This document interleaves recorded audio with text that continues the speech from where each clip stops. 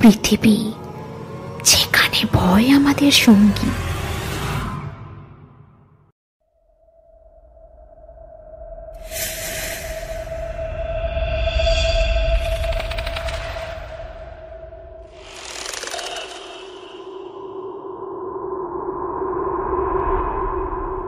অন্ধকার রাত, কুয়াশায় ঢাকা রাস্তা, আর কানের ভিতর শোনা যায় অজানা কিছু নিঃশ্বাস।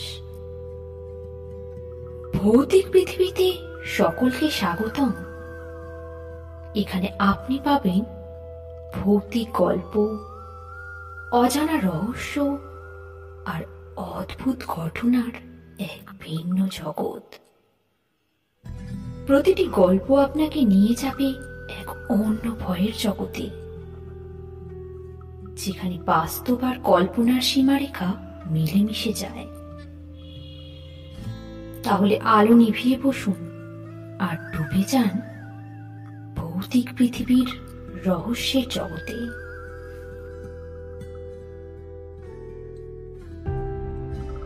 এই গল্পটি শুধুমাত্র প্রাপ্তবয়স্কদের জন্য।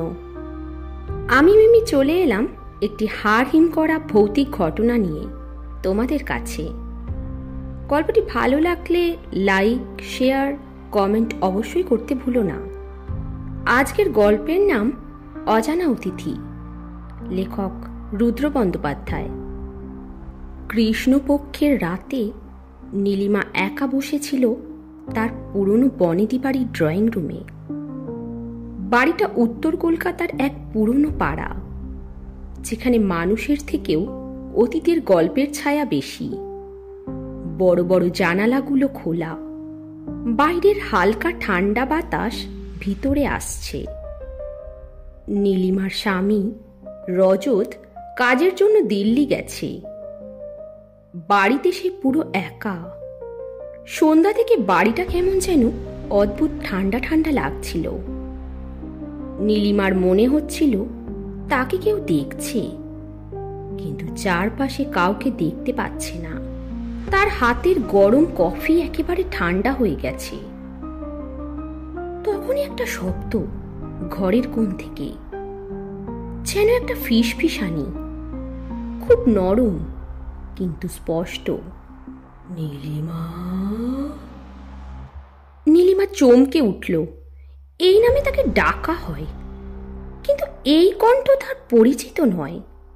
এক অদ্ভুত কাঁপুনি তার শরীরে ছড়িয়ে পড়ল।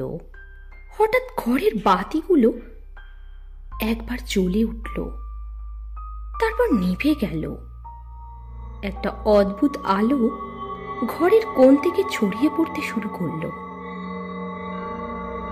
সেখানে দাঁড়িয়ে ছিল এক পুরুষ, লম্বা, সুদর্শন, অথচ তার চোখে ছিল এক অদ্ভুত শূন্যতা।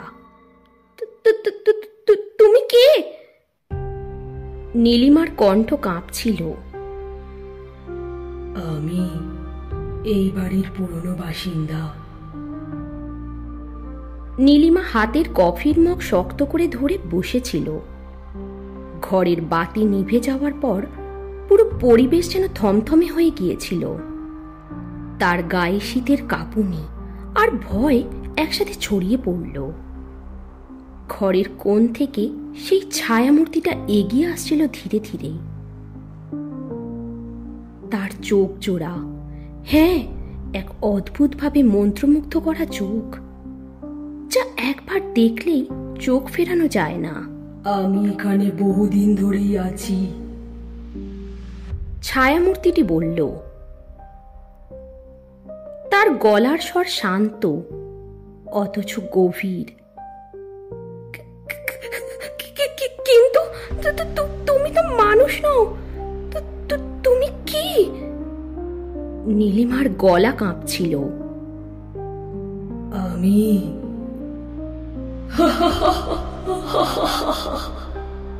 আমি ভূত। তোমরা তো এভাবেই ডাকো। তবে আমার নাম ছিল অরিন্দম। এই বাড়ির মালিক ছিলাম 1 শতাব্দী আগে। নীলিমার ভয় ক্রমশ কৌতূহলে পরিণত হচ্ছিল। এই পুরনো বাড়ি নিয়ে সে বহু গল্প শুনেছে ছোটবেলায়, কিন্তু কখনো ভাবেনি গল্পগুলো এভাবেও সত্যি হতে পারে। তুমি এখানে কেন? নীলিমা প্রশ্ন করল। আমি আটকে পড়েছি, তবে আজ তোমার মতো কাউকে দেখছি এত বছর পর। তোমার চোখে যে একাকিত্ব, সেটাই আমাকে তোমার কাছে টেনে এনেছি। নীলিমা থমকে গেল। সত্যি বলতে তার একাকিত্ব তাকে কখনোই এত স্পষ্টভাবে বোঝানো হয়নি, কিন্তু অরিন্দম ঠিকই বলে। তুমি একা? অরিন্দমের কণ্ঠে মায়া। নীলিমা মাথা নাড়ল। স্বামী আছে, তবে সে এখন অনেক দূরে। আমি প্রায়ই একা থাকি। কথার মধ্যে কেমন যেন এক অলিখিত চুক্তি তৈরি হচ্ছিল। এই ভৌতিক উপস্থিতি, যার থেকে সে ভয় পেতে পারত, কিন্তু এই কথাটা তাকে একটু আরামই দিচ্ছিল। তোমার জন্যই তো এখানে আসা। অরিন্দম বলল। তোমার একাকিত্বই ভাগ করে নেয়া। তুমি চাইলে আমি থাকতে পারি। নীলিমার ঠোঁটে এক অজানা হাসি ফুটে উঠল। তোমার সাথে কথা বলতে খারাপ লাগছে না, কিন্তু তুমি যে ভূত, তা কিন্তু আমি ভুলে যাচ্ছি না। অরিন্দম একটু হাসল। ভুলে যাওয়াই ভালো। সেই রাত থেকেই অরিন্দম আর নীলিমার মধ্যে এক অদ্ভুত সম্পর্ক গড়ে উঠতে শুরু করল। প্রতি রাতে নীলিমা তাকে অনুভব করত, তার উপস্থিতি, তার কথাবার্তা। অরিন্দমের কণ্ঠ যেন তার একাকিত্বের সমস্ত বাধা ভেঙে দিচ্ছিল। এক রাতে বৃষ্টি পড়ছিল বাইরে। নীলিমা বিছানায় শুয়েছিল, কিন্তু তার মনে হচ্ছিল কেউ যেন তার পাশে বসে আছে। তোমাকে এভাবে ছুঁতে পারি না, অরিন্দম বলল। তবুও মনে হয় তুমি আমার খুব কাছে। তুমি কি ছুঁতে চাও আমায়? নীলিমা হঠাৎ প্রশ্ন করল। অরিন্দম থেমে গেল। আমার অস্তিত্ব নেই, আমি ছোঁয়ার যোগ্য নই। নীলিমা ধীরে ধীরে উঠে বসে বলল, তাহলে কেন আমি তোমার উপস্থিতি এত স্পষ্টভাবে অনুভব করতে পারি? এক মুহূর্তে ঘরের বাতাস যেন ভারী হয়ে গেল। অরিন্দম সামনে এসে দাঁড়ালো। আমার ইচ্ছে, আমার আকর্ষণ, সেটা হয়তো আমার শরীর না থাকলেও এই রূপেই প্রকাশিত হচ্ছে। নীলিমার শরীর শিহরিত হচ্ছিল। তাহলে ছোঁয়ার চেষ্টা করো আমায়। অরিন্দম হাত বাড়ালো, কিন্তু তার আঙুল যেন হাওয়ায় মিলিয়ে গেল। নীলিমা এগিয়ে গিয়ে তার হাত ধরার চেষ্টা করল। এই অদ্ভুত আকর্ষণ, যা তাকে বাধ্য করল এমন কিছু করার যা বাস্তবে হওয়া সম্ভব নয়। হঠাৎ নীলিমা তার স্তনে এক শীতল স্পর্শ অনুভূত হলো। নীলিমা তার স্পর্শ পেয়ে তার কাম বাসনা জেগে উঠল। তার মুখ দিয়ে কেমন যেন শব্দ বেরোতে লাগলো।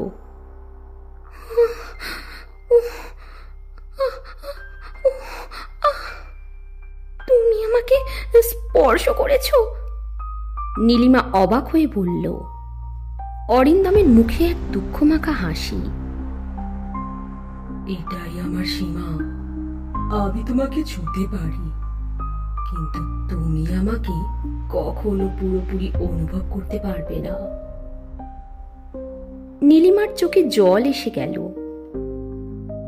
আমার জীবনেও তো এমন কেউ নেই যাকে আমি পুরোপুরি অনুভব করতে পারি। হয়তো তুমি আর আমি একই রকম। এই কথাগুলো অরিন্দমের কাছে এক অদ্ভুত শান্তি এনে দিল। তাহলে কি তুমি আমাকে মেনে নেবে? নীলিমা মাথা নাড়ল। এই মুহূর্ত থেকে তাদের সম্পর্ক এক অন্য মাত্রা পেতে শুরু করলো। নীলিমার দিনগুলো বদলে গিয়েছিল। প্রতি রাতে অরিন্দমের সাথে সময় কাটানো যেন তার জীবনের স্বাভাবিক হয়ে উঠছিল। অদ্ভুতভাবে সে আর একাকিত্ব বোধ করত না। অরিন্দমের কথাবার্তা, তার উপস্থিতি, এমনকি তার সেই শীতল স্পর্শ সবকিছুই নীলিমার জীবনে এক নতুন রং এনে দিয়েছিল। কিন্তু একদিন অরিন্দম হঠাৎ চুপ হয়ে গেল। সে আর আগের মতো কথা বলছিল না। নীলিমা বেশ কয়েকবার জিজ্ঞেস করল, তোমার কি হয়েছে গো? তোমার কি হয়েছে?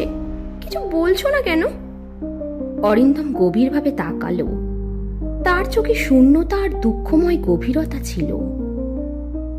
নীলিমা, তুমি জানো আমি এখানে চিরদিন থাকতে পারবো না।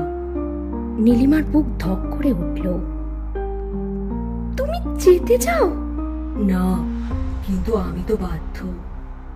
যেখান থেকে আমি এসেছি সেখানেই আমাকে ফিরে যেতে হবে।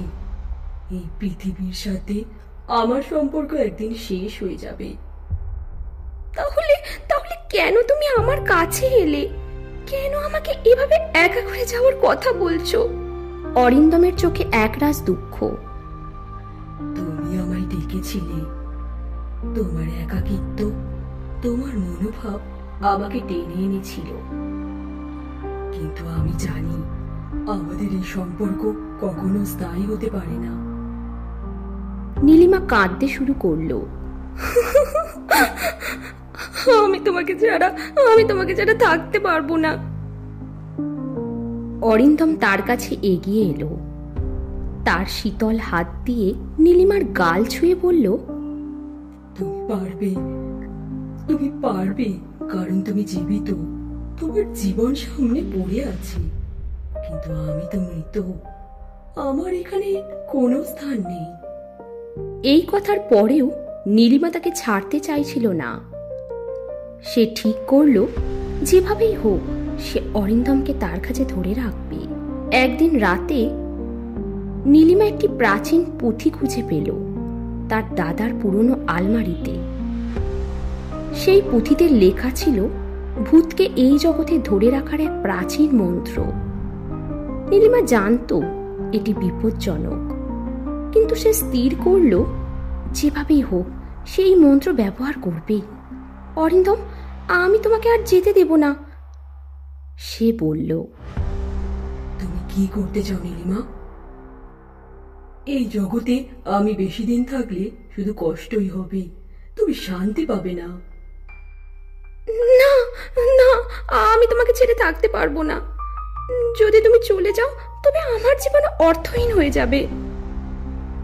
নীলিমা মন্ত্রটি জপ করতে শুরু করলো। ঘরের বাতাস ভারী হয়ে উঠল। চারিদিকে শীতল বাতাস বইতে লাগলো।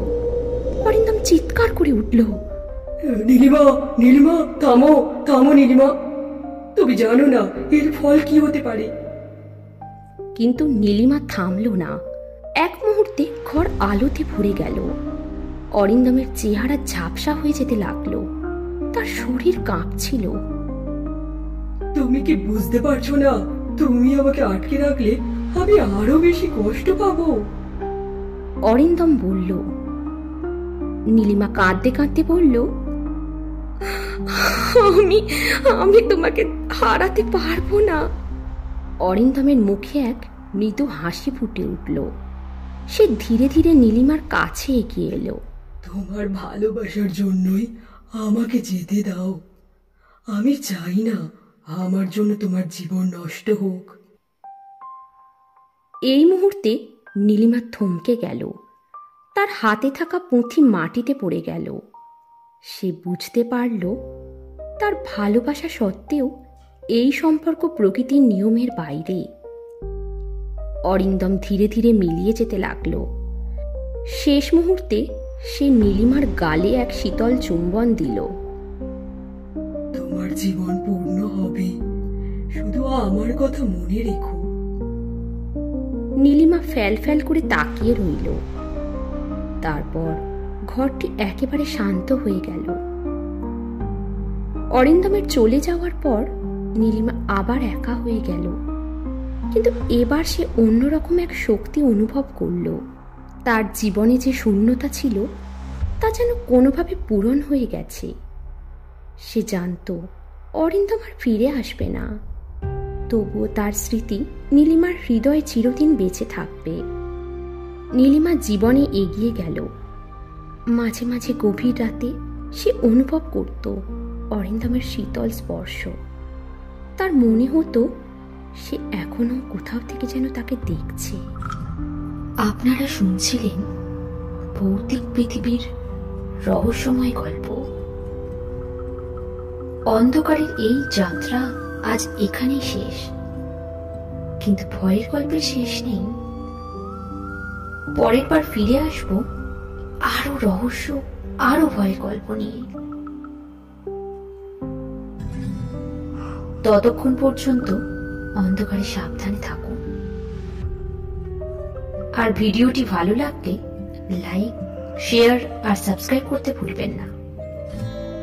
ভৌতিক পৃথিবী, যেখানে ভয় আমাদের সঙ্গী। আজ তাহলে এই পর্যন্তই। প্রত্যেকে ভালো থাকবেন, সুস্থ থাকবেন।